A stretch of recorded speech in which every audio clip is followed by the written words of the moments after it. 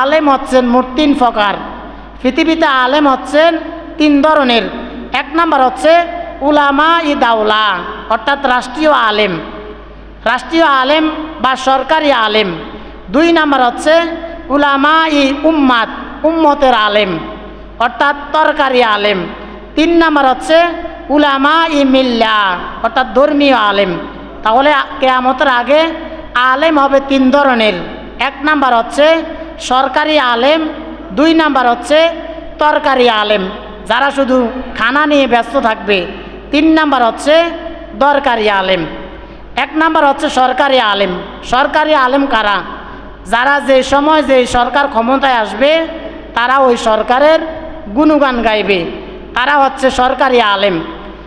বিগত 15-16 বছর ধরে দেখা গিয়েছে, কিছুদিন আগেও একটা ভিডিও ভাইরাল হয়েছে, দেখা গেল অনেক আলেমরা শেখ হাসিনা বলে মিছিল দিয়েছে। এইগুলো হচ্ছে সরকারি আলেম, অর্থাৎ যেই সময় যে সরকার ক্ষমতায় থাকে তখন তারা ওই সরকারের গোলামি করে। এরপর 2 নাম্বার হচ্ছে তরকারি আলেম, যারা শুধু সব সময় খানা নিয়ে ব্যস্ত থাকে, যেই দিকে খানা থাকে তারা সেই দিকে দৌড়াদৌড়ি করে। নবীজি বললেন 2 নাম্বার হচ্ছে তরকারি আলেম। 3 নাম্বার হচ্ছে দরকারি আলেম, যাদের কাছ থেকে মানুষ জ্ঞান অর্জন করে, যাদেরকে বলা হয় ধর্মীয় আলেম। ধর্মের ব্যাপারে যাদের জ্ঞান রয়েছে তাদেরকে বলা হয় ধর্মীয় আলেম। আবার ইমাম তাইমিয়া রহমতুল্লাহ আলাইহি বলেন, যদি তোমরা হক্কানি আলেম দেখতে চাও তাহলে তোমরা 3 জায়গায় তাদেরকে খোঁজ করো।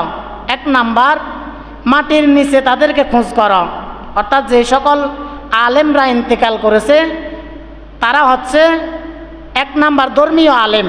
বিগত অনেক বছরে দেখা গেল বাংলাদেশ থেকে, পৃথিবী থেকে অনেক ভালো ভালো আলেম বিদায় নিয়ে চলে গিয়েছে, তারা হচ্ছে ধর্মীয় আলেম।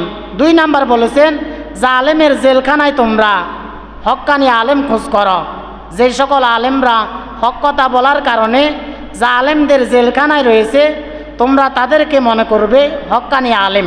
3 নাম্বার বলেছেন, জিহাদের ময়দানে গিয়ে যারা জিহাদ করতে করতে যাদের জীবনকে বিলিয়ে দিয়েছে তারা হচ্ছে হক্কানি আলেম। তাহলে ইমাম তাইমিয়া বলেছেন, আলেম যদি খোঁজ করো তাহলে তোমরা 3 জায়গায় খোঁজ করো।